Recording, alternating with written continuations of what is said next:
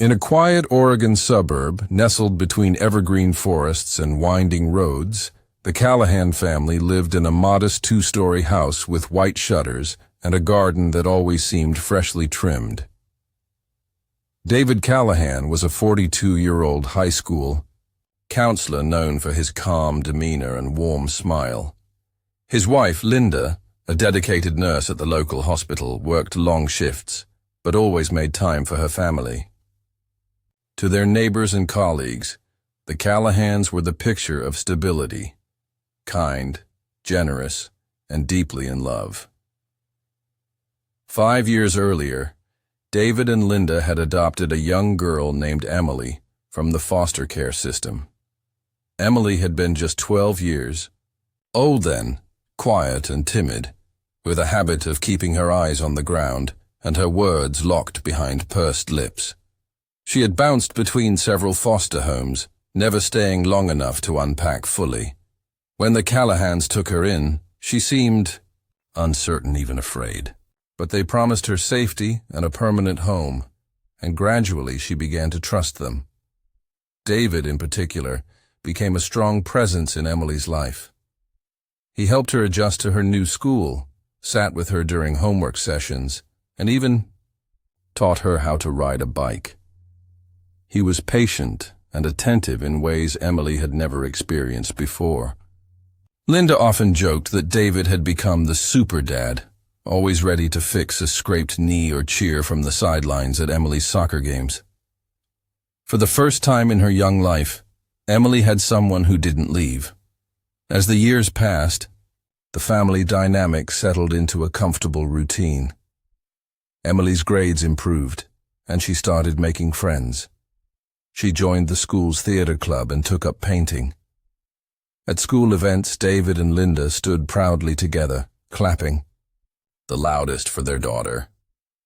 Neighbors would often comment on how lucky Emily was to have found such a devoted family. From the outside, there was nothing to suggest that anything was wrong. In fact, many people admired the Callahans for opening their home and hearts to a child in need. But beneath that surface of suburban perfection, something unspoken began to form. It was subtle at first, barely noticeable. David seemed to grow more possessive of Emily's time, often discouraging her from attending sleepovers or making weekend plans with friends. He would insist that it was because he wanted to spend more time as a family, especially since Linda's shifts kept her away most evenings. No one questioned it. In fact, it seemed sweet to most, just a father deeply invested in his daughter's life. Inside the house, though, things were beginning to shift in ways even Emily didn't fully understand. David started complimenting her more frequently, sometimes in ways that made her uncomfortable, though she couldn't quite articulate why. His touches lingered a little longer. His tone changed, softer, more personal. Emily, still desperate for stability and affection, didn't know how to react. So she said nothing. The perfect family portrait remained hanging on the wall in the living room, untouched and smiling. But within those framed smiles and shared memories, a dangerous secret was quietly taking root, one that would eventually shatter the illusion of happiness and expose a nightmare no one had imagined. As Emily entered her teenage years, the once clear boundaries between her and David began to blur. She was 16 now, a young woman on the cusp of adulthood, and the world around her seemed more complicated. Her friends noticed the changes first. She became quieter, more withdrawn, always making excuses to avoid group outings or school dances. They would call, but Emily would either ignore the calls or offer vague reasons why she couldn't hang out. At school, her once excellent grades started to slip. Teachers, who had seen her blossom in the earlier years, now found themselves concerned. Emily's focus seemed scattered, her energy drained, as if something invisible was weighing her down. David, on the other hand, grew increasingly overprotective.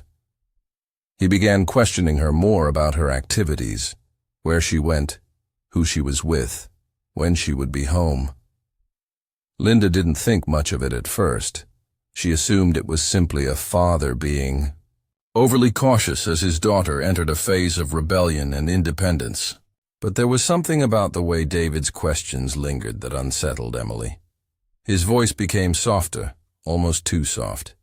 His gaze, once warm and reassuring, now seemed intense, studying her every move, every glance. It wasn't malicious, not in the way anyone could pinpoint, but there was an uncomfortable edge to it. When Emily's friends planned a weekend getaway, David strongly advised against it. He said it was too dangerous, that he didn't like her being away from home for too long. Linda, busy with work and unaware of the growing tension, didn't question it. Emily, however, found herself caught in a web of conflicting emotions. She didn't want to disappoint her father, but she also longed for the freedom and excitement her friends were experiencing. She began to pull away from them, choosing to stay home and spend time with David instead. The line between fatherly concern and something more suffocating started to cross, but Emily couldn't bring herself to acknowledge it. The isolation grew slowly but steadily. David began accompanying Emily to all of her school events, even ones that she hadn't previously needed his support for. He would sit at the back of the auditorium, watching her from a distance with a quiet, almost possessive pride. He often made sure to be the first one to pick her up after practice or meetings, leaving no room for her to make decisions for herself. His approval seemed to mean everything to her, especially after years of living without a stable family structure. As Emily entered her junior year, the pressure mounted. David would take her out for coffee after school, where the conversations shifted from casual topics to more intimate ones. He spoke about how proud he was of her, how beautiful she was becoming. It started with compliments about her looks, her growing maturity, but the comments soon took on a more unsettling tone. He would comment on how well she was growing into a woman, how he could always count on her. Emily, caught in a confusing mix of affection and discomfort, began to feel unsure of herself. She had never been taught to question the attention she was receiving. It was always framed as love, protection, and care. Still, something deep inside her screamed that it wasn't right, but she had never known anything else. David had always been there for her, through the darkness of foster care, the pain of loneliness. So she endured the uncomfortable moments, brushing them aside as something she must learn to accept. She told herself it was just part of growing up, that all families were complicated in their own ways. David had successfully isolated her from the rest of the world, and Emily, unable to articulate her growing discomfort, began to retreat even further. No one would have guessed the family was anything but perfect, but behind closed doors, a dangerous and dark relationship was unfolding, one that would soon spiral out of control. The truth began to unravel in a way no one could have foreseen. It started with Linda's suspicion, a gut feeling that had been gnawing at her for weeks. She had noticed the change in Emily, her withdrawn demeanor, the way she hesitated to share details about her day. But more than that, Linda couldn't shake the feeling that something was wrong in their home. David, once her loving husband, seemed to be more distant, absorbed in his own world. He no longer showered her with the same affection, and his interactions with Emily had become increasingly odd. Linda attributed it to stress at work, but deep down, she knew something wasn't right. One evening, Linda returned home early from her shift at the hospital, hoping to surprise David and Emily with a family dinner. The house was unusually quiet. The soft hum of the television filled the air, but there was no sign of either of them in the living room. As she walked upstairs, Linda noticed the door to Emily's room was slightly ajar. A quiet voice inside her urged her to keep walking, to ignore the pang of anxiety growing in her chest, but something pushed her to open the door. What she found would haunt her for the rest of her life. Sitting on the edge of Emily's bed was a small phone, its screen glowing in the dim light. The device was hidden between a pile of textbooks, but Linda's eyes instinctively moved toward it. She picked it up, her heart racing.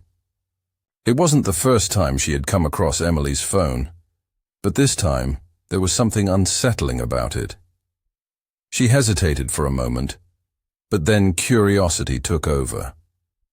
Unlocking the phone with a swipe, Linda was immediately confronted with a series of texts between Emily and David.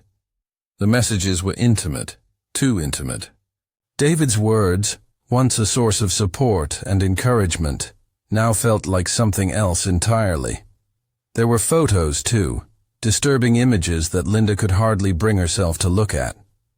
The connection between father and daughter was no longer one of love and care, but of something far darker, more twisted.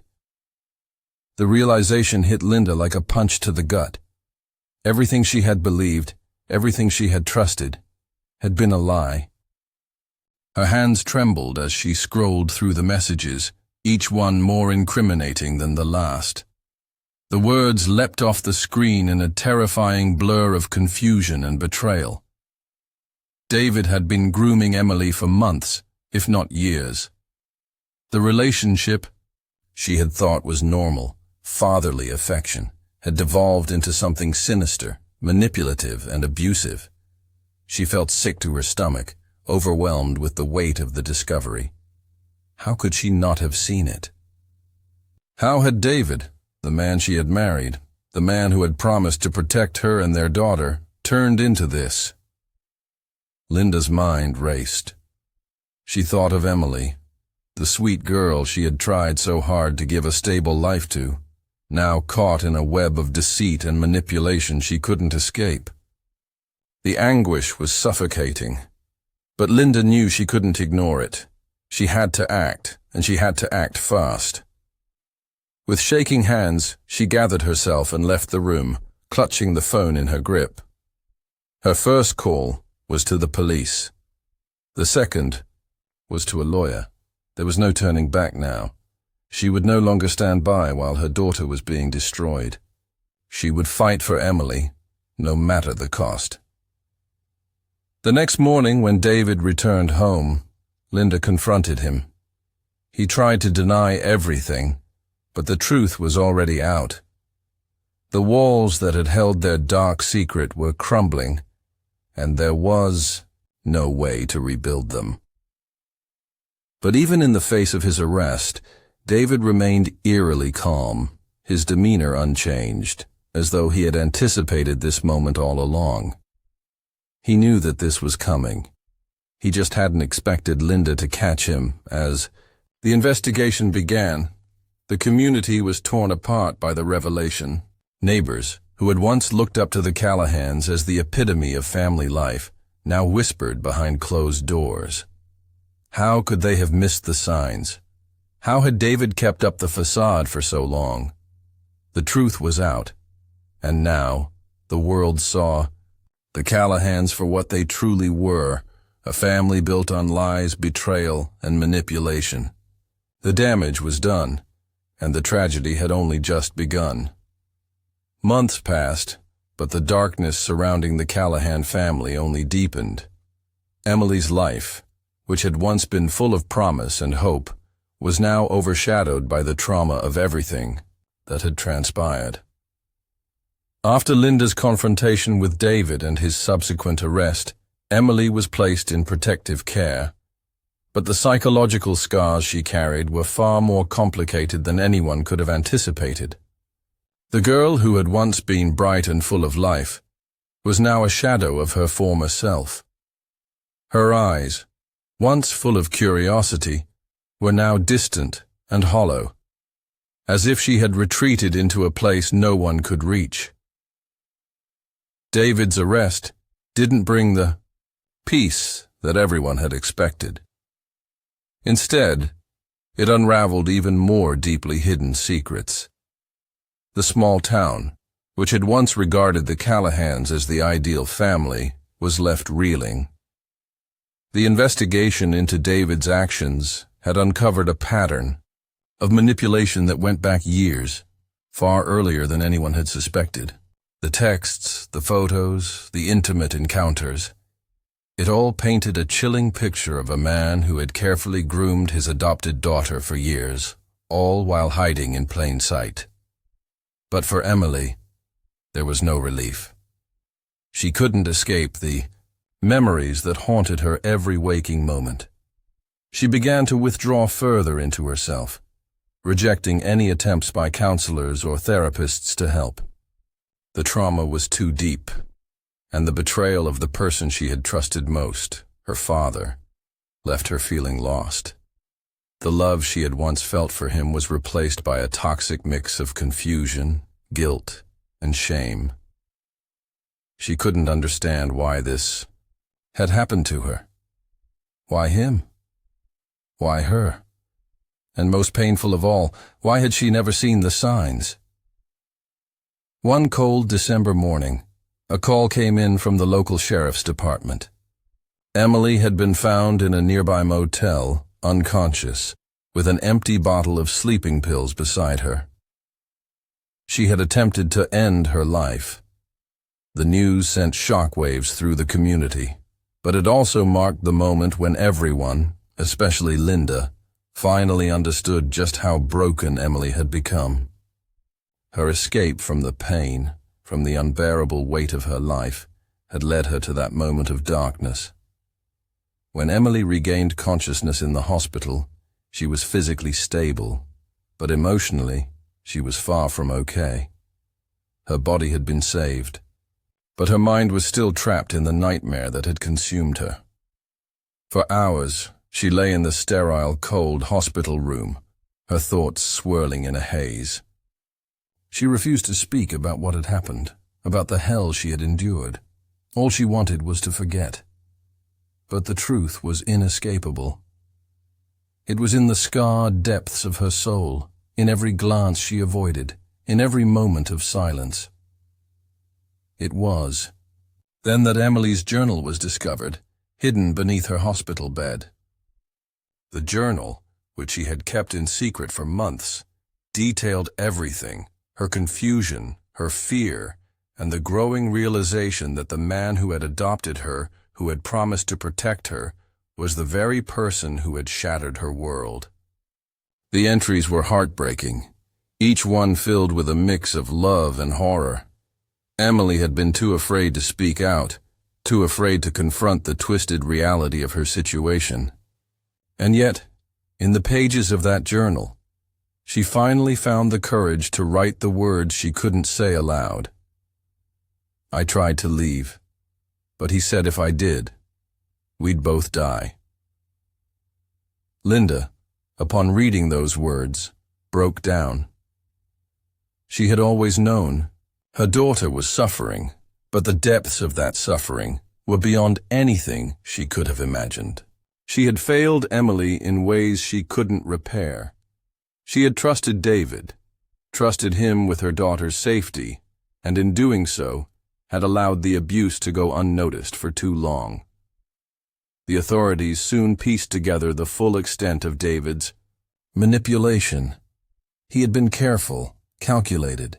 His grooming was methodical, and he had been successful in isolating Emily from the outside world. The emotional bond he had created was powerful, too powerful for a young girl to escape on her own. But now, with Emily's journal in hand, the evidence was clear. There was no denying the extent of the abuse.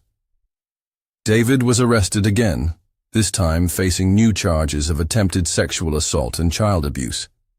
His trial loomed large, and with it, the promise of justice for Emily. But for her, justice would never be enough. The road to recovery would be long and painful, and the scars of her past would follow her forever. She had survived, but at what cost? David's actions had destroyed not just a family, but a young girl's sense of safety, of trust, of self. And though Emily was now in a place where she could heal, the road ahead would be a difficult one. The shadows of the past would never fully disappear. As the trial approached, the entire town braced itself for the painful revelations that would come to light. The courtrooms, usually quiet and filled with the hum of legal proceedings, buzzed with tension. Emily's courage in confronting her past and sharing her truth had forced everyone to face the darkness that had lurked in the most unexpected place. Their very own community. No one could have imagined that the trusted counselor, the man who had been a friend to so many, would be revealed as the villain in a tragedy so horrific. Emily, though she had made the decision to testify, struggled with the weight of it. She had agreed to speak in court, to share her story, so that David's actions would not be swept under the rug. Yet, every time she thought about it, her hands shook and her heart raced. The thought of sitting before a room full of strangers, of publicly reliving the worst moments of her life, terrified her. She wasn't sure if she could endure it, but she knew she had to, for herself, for the memory of the girl she used to be. Linda stayed close, providing the love and support Emily needed, though she herself was also torn apart by the tragedy. She felt guilty for not recognizing the signs sooner, for not being there in the way she should have been. Though she had made the difficult decision to stand by Emily, to support her through the trial, it was clear that their bond had changed forever. Their family, the one they had dreamed of for so long, was irreparably broken. But Linda was determined to be there for Emily now, to prove that, no matter what had happened, she would never leave her side. The trial was as grueling as everyone had feared. David's defense was cold and calculated. He claimed that the accusations were fabricated, that Emily had misunderstood his actions, and that the bond they shared had been innocent. His lawyer painted a picture of a confused teenager, a girl seeking attention, twisting the truth. The courtroom was divided, some believing the defense, others seeing the damning evidence for what it was. But the most haunting part of the trial was Emily's testimony. She spoke with a quiet strength, her voice breaking at times as she recounted the years of manipulation and abuse. The pain was evident in every word, but so was her resolve. Linda watched her daughter speak, her heart breaking with every sentence, but also swelling with pride. Emily was finally confronting her past, standing tall in the face of the man who had shattered her world. In that moment, Linda realized how strong Emily truly was. She had always been a survivor, and now she was reclaiming her voice. The power of that moment would be forever etched in Linda's mind. David's arrogance faltered as the evidence mounted. The texts, the photographs, and the journal entries, each piece of evidence painted a clear picture of a man who had preyed on the vulnerability of his adopted daughter. The defense crumbled, and the jury deliberated in silence, weighing the gravity of the case before them. The verdict, when it came, was one of relief, but it was also bittersweet. David was found guilty on all counts of abuse,